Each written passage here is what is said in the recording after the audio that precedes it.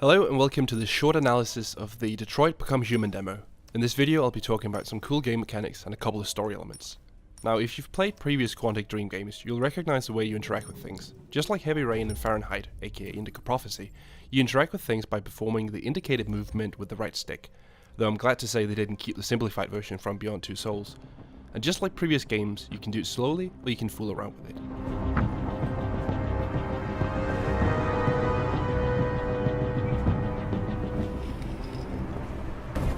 You'll also be making choices throughout the game using the face buttons on the controller.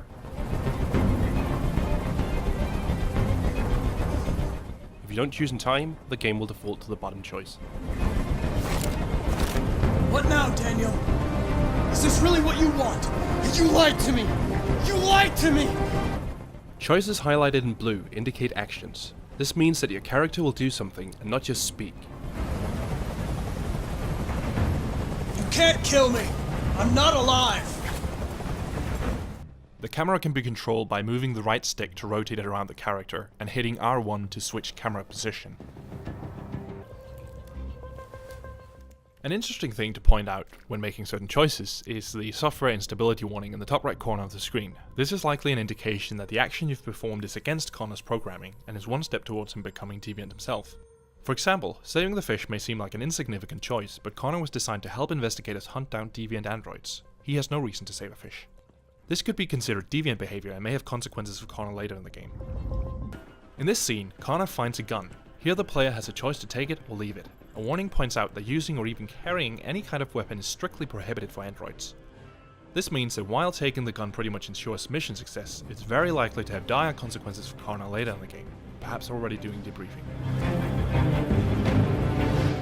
This is further supported by the fading letters around the warning. Different columns of letters will fade in and out each time it appears. The letters appear to spell deviant or deviancy, and indeed if you take multiple playthroughs of saving the fish and you lay each warning on top of the other, you can see all the letters. Now despite it never showing a T or a C and a Y, it's not a far-fetched to think that it's meant to spell deviant or deviancy. It's likely that the more deviant Connor becomes, the more of the text will be revealed each time. The bottom line of letters do not appear to spell anything real. Sometimes, software instability seems out of your hands. For example, after successfully talking Daniel down, the software stability goes up, hinting that Connor might have felt slightly bad for Daniel, something he shouldn't. Now there are some game mechanics in the demo that I'm really excited about. As you walk around the scene as Connor, he will have various interactions with his surroundings that help make him feel connected to the world, and not just an animated 3D model in a video game. For example, he will perform certain animations as you walk around, like avoiding persons or things close by. Spinning around. Spinning around while looking at the ceiling. Or looking over his shoulder. He will also step over certain things on the floor, like dead bodies and small objects. Furthermore, the scene has predefined objects and spots he will interact with while walking around, like putting his hand on door frames, sliding his hand across a counter, pushing chairs in, or aside. She has nothing to do with this! It's not my fault! I never wanted this! Or walking against the strong forces of the wind and water spraying in his face. Do with this! No way! You'll shoot me the second she's free! This of course could be a marketing trick done just for the demo, but I really hope this kind of attention to detail shows throughout the game. If so, we're in for quite the experience. This all happens very seamlessly and without becoming a nuisance like impairing movement. Well, it can look a little wonky at times, like this one instance where he's in the middle of a spin, then has to step over an object. But this can be forgiven, and these interactions go a long way to make the character, or characters, feel alive.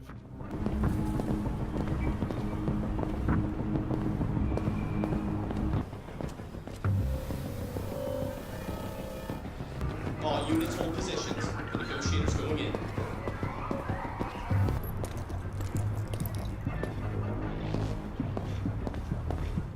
Now one thing I really hate in story-based games, or any game really, is when your character or characters are saying something, like commenting on something or having some kind of conversation, and then you walk through a door and a cutscene starts and the conversation is just cut off and you're left wondering what the end of that conversation was. I'm glad to say that's not entirely the case in Detroit Become Human, at least not if judging by the demo. If someone happens to be speaking while you walk outside, they'll be cut off. But the negotiations thing itself has measures against this. When you go outside, there's an injured officer on the floor that you can choose to save. You walk up to him and you choose examine. Connor will kneel. The camera shows his face, then the officer's arm, and then he looks at Daniel and says the officer needs help. If we don't get him to a hospital, he's going to die. Now, if you're in the middle of a conversation with Daniel as you choose the examine option, things happen a little differently. Like before, Connor will kneel, the camera will show his face, then the officer's arm, and then Connor will look up at Daniel, but with a new camera perspective, and he'll just sit there while the conversation with Daniel finishes. Then you see a new clip that's only played if a conversation with Daniel was ongoing while examining the officer. Connor will look down, the camera will show the officer from a new angle, and then it goes back to Connor looking up at Daniel and telling him the officer needs help. If we don't get him to a hospital, he's going to die. All humans die eventually. Here's a quick side-by-side comparison. But I'm not that stupid! No! I'm not that stupid! You're defective, Daniel! There's a problem with your software. We're going to fix you, and everything will be okay. I don't need to be fixed! I'm working perfectly! But my eyes are open now. I will never let anyone humiliate me again. Ever!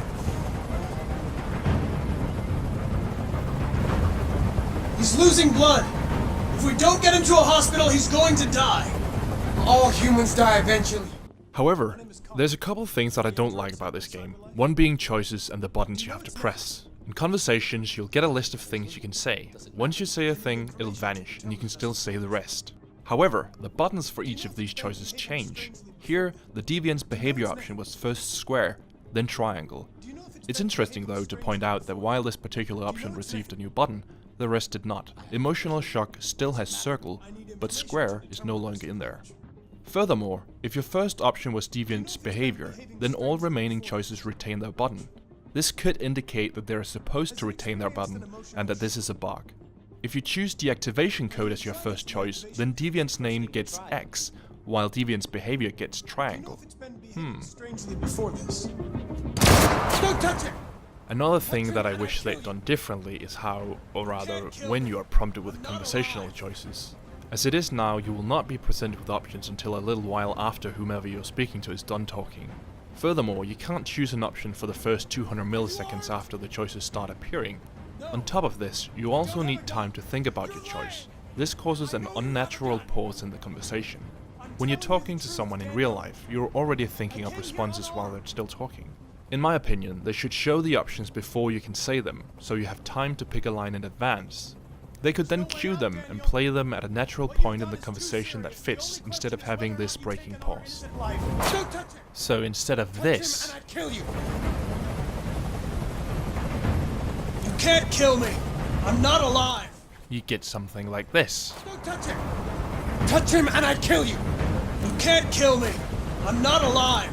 Now, I made that in After Effects, but there is one choice where the choices pop up early and you're actually able to cut Daniel off if you choose quickly. Come any closer and I swear I'll jump! Okay? Look, I'll stay right here. Which makes that one choice feel really good, as you can make the pause as short as you want to. And I swear I'll jump! Okay? Look, I'll stay right here. I want you to let... There's also a sort of plot hole in this scene that I don't like, or at least a huge oversight. If you pick up the gun and walk outside, Daniel will ask if you're armed. However, he only asks if you're armed if you're armed. If you do not pick up the gun, he doesn't ask at all. No! I don't have a gun! There's no way out, Daniel! I know what you've done is too serious. The only question... There's no way out, Daniel! When you pick the realistic option, Daniel's response will have a cutscene where you're unable to move while it plays out. This means that for the 10 seconds it takes to play, you'll be unable to move closer, decreasing your chance of success. She dies! You hear me? However, if you hold L1 to look at Daniel's face before he starts responding, the animation will play without a cutscene, and you're able to move. What you've done is too serious. The only question is whether or not you take another innocent life. It's not up to you! I'm holding all the cards. If I die, she dies! You hear me? I hope this isn't a common occurrence in the game where you have to break the game to have additional time to do something.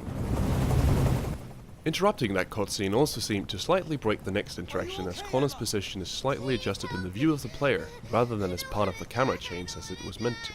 Nobody's going to die!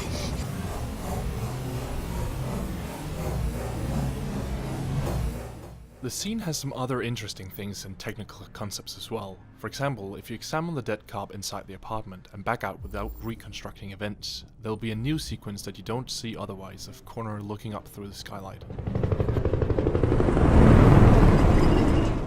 I'm not sure why they implemented this sequence, as there's no other consequence of backing out. You can still analyze the cop afterwards.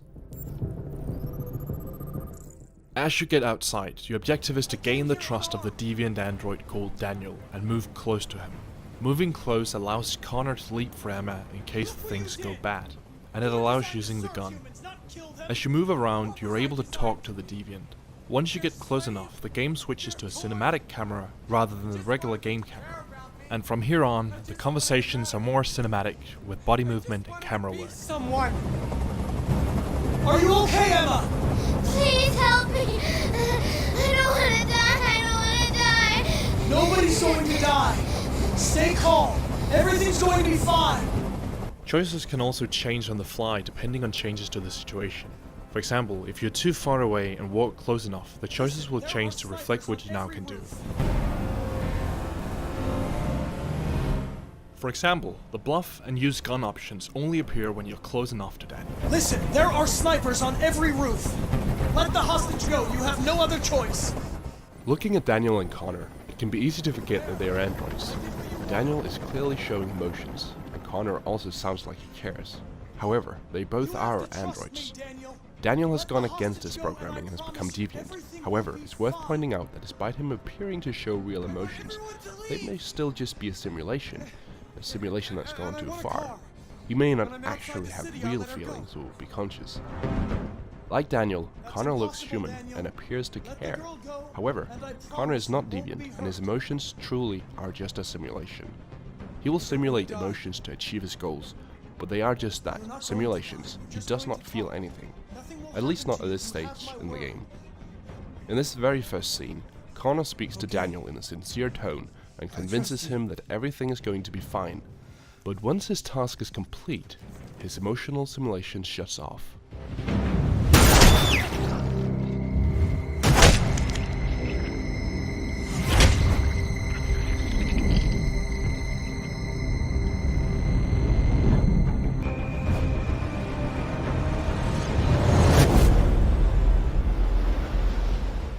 Connor's objective is to save Emma, but he has no feelings about it one way or the other. If she dies, he moves on to his next task, returning to base.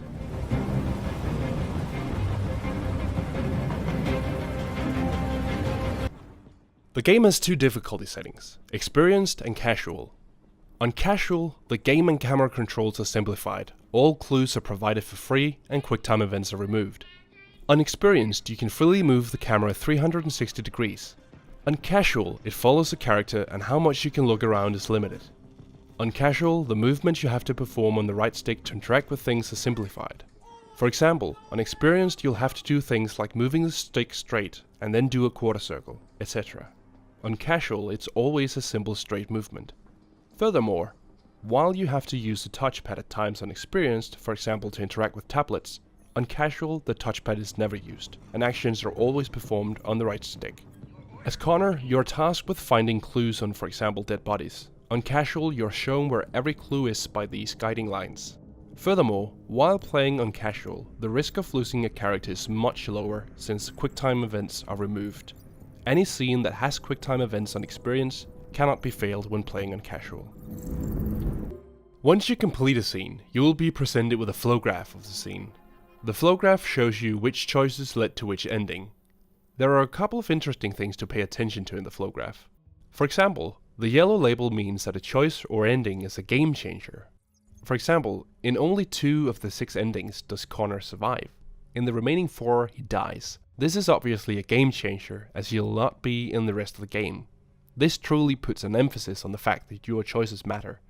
Another game changer is saving the injured cop on the balcony. Now, being a game changer would indicate a huge impact, but what it is remains to be seen. Perhaps a cop will help Connor if he becomes deviant. Who knows? What's interesting here is the lock pad, which isn't described in the legend. However, it could be that this unlocks some choice or scene later in the game. One ending that has me confused is the one where Daniel jumps with Emma. This is a game changer that is also marked as not required for completion. I'm unsure about what this means. Completion of what? The game? The scene? Well, clearly not getting this ending still completes the scene, and neither of the other endings have this icon. So what's up with that?